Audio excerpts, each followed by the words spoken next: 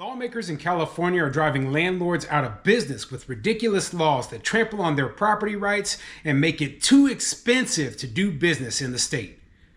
I'm Tony, and this is Real Estate Investing and Landlord News. So I have an interesting article for you today, and it's coming out of the state of California. And I talk about California a lot because it is the perfect example of what not to do if you want to keep businesses in the state. If you want to make sure that people want to invest in your state, don't pass a bunch of anti-landlord, anti-business laws, okay?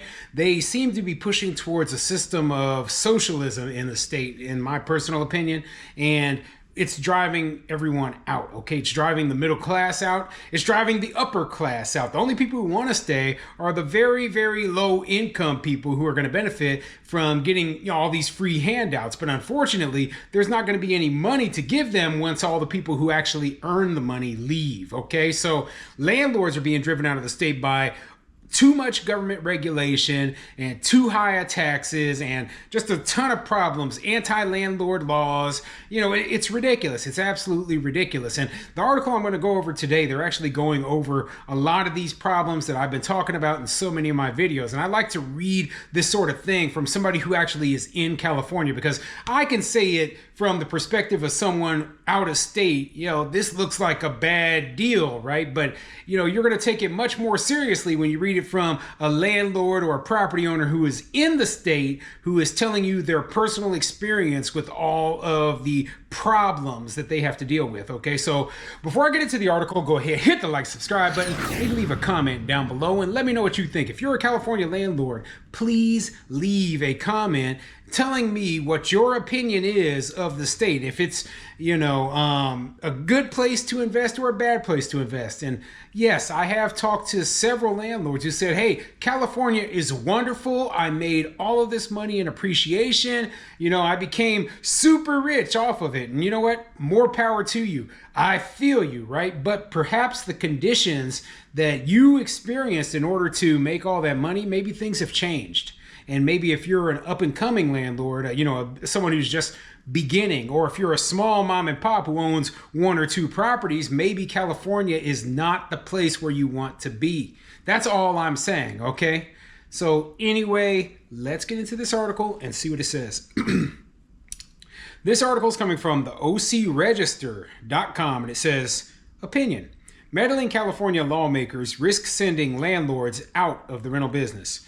And this is exactly what I'm talking about right there, okay? And this person has the same opinion as me. The more regulations, the harder you make it to do business, right? The more likely that people such as myself, small mom and pop landlords, are going to just say, you know what, I'm done. I'm going to sell my property to owner occupants. We're going to lose a ton of rental units, and it's going to be a lot harder to find affordable housing, because small mom and pop landlords are actually some of the biggest providers of naturally occurring affordable housing. I know people don't realize that, but you know, it's the truth. It's the truth, because we don't quite raise our rents as high as the corporate landlords do. So anyway, let me get into this article and let you know what it says. What do the state's insurance and housing crisis have in common? Obviously, homeowner policies have an impact on housing costs, but I'm referring to something different, namely the concept of open-ended risk. Insurers are exiting the market because state policies limit their ability to price policies to reflect the risk of a major wildfire season.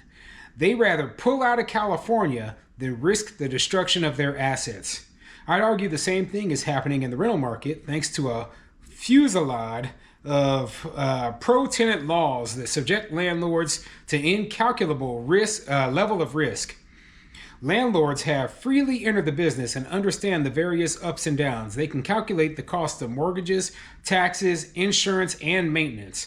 They expect to, say, replace carpets and paint between tenants. They know the cost of the eviction process in those instances where it's necessary.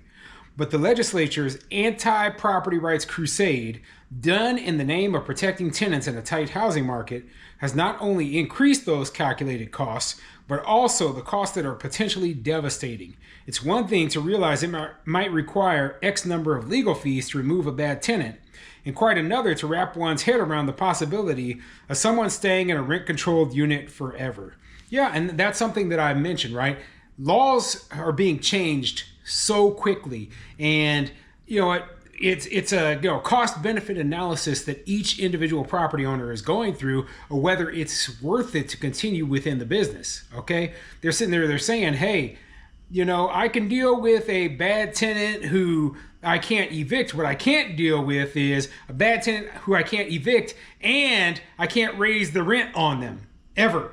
Okay, I'm stuck under whatever percentage that the state is allowing me to increase my rents, even if I have exponentially increased costs. Okay, so what I've been talking about in terms of rent control lately is that with inflation, landlords' costs have skyrocketed, and that has been the key explanation of why so many rents have risen so rapidly. Okay, we have to raise our prices because our costs are increasing. Now, I know that the tenants are too dumb to figure this out. A lot of these tenants, not all of them, a lot of them, they understand, right, that the cost of everything is increasing. But for the ones who are too dumb to figure this out, let me explain very simply. If I have to pay more for insurance, if I have to pay more for property taxes, if my maintenance costs are increasing, if everything that I do, paying my property manager, paying for materials to do repairs in your house, if all of that is going up, if I'm paying utilities, that's going up. If all of those costs are increasing, I'm going to pass those costs down to you. Okay? Just like when you go down to McDonald's, right? And McDonald's, you notice that all of a sudden, hey, these value meals, they aren't much of a value anymore. I'm paying $15, $20 for a single person to eat at McDonald's. That's a little bit more than I would have thought. Well, why is that? Well, I read recently that California passed a law saying that, hey, there's a $20 an hour minimum wage for fast food workers.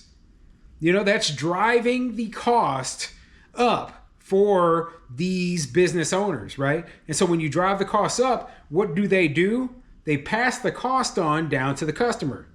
And that's why your value meal costs more. It works the exact same for landlords. And don't think that, somehow these businesses should eat the cost. That's fools.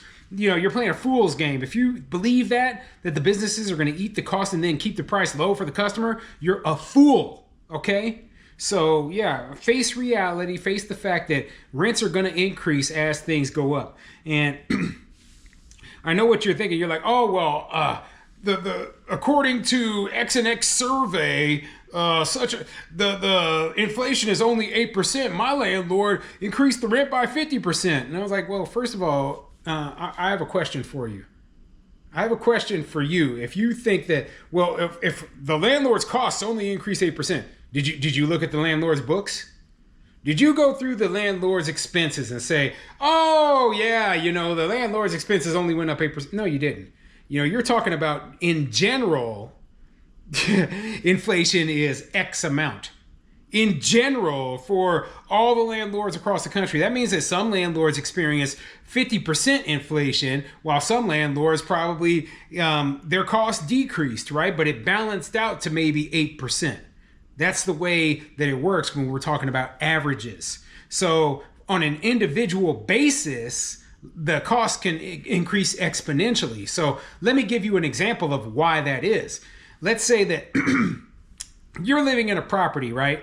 And in this property, the landlord has owned this property for the last 30 years. It's completely paid for. The landlord does not have a loan on it. He has a sweetheart deal with his insurance agent, so he's paying below average insurance costs on it, and the county assessor is still valuing it much below its actual value.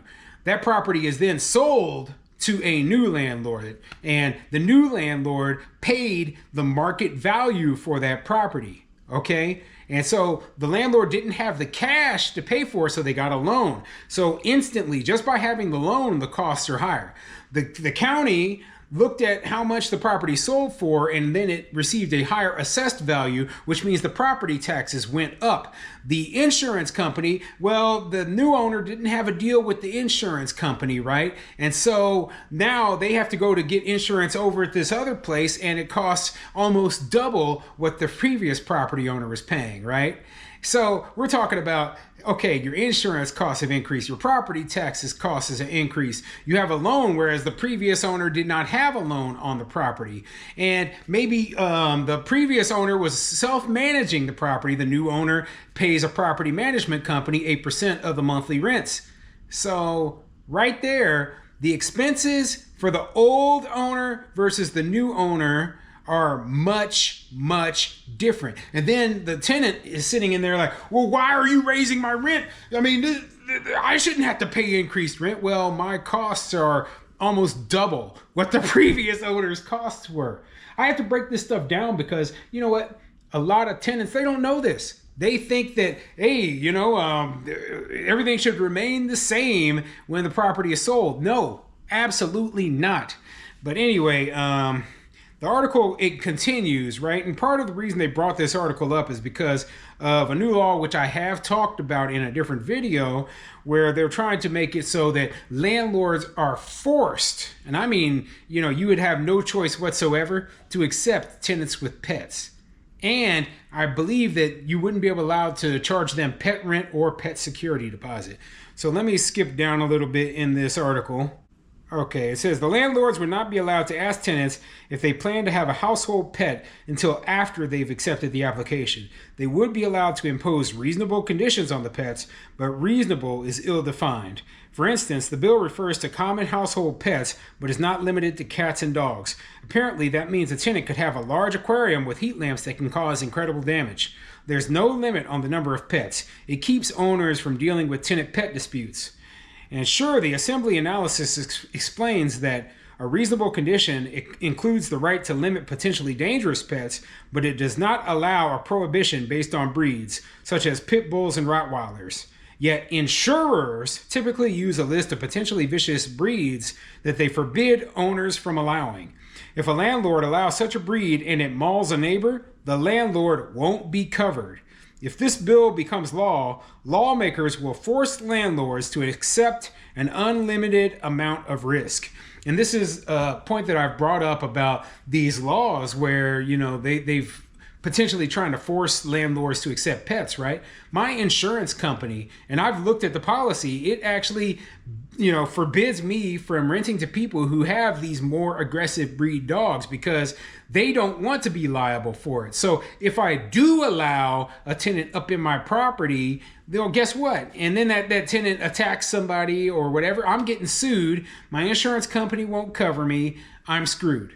Okay, so this is potentially another reason why some landlords will want to get out of the business. They're like, I just can't accept unlimited liability and based upon this government law, and I don't blame them. I can't blame them one bit. I talk about all the time that government regulation is really the real evil that we see in this country. Too much government regulation, okay?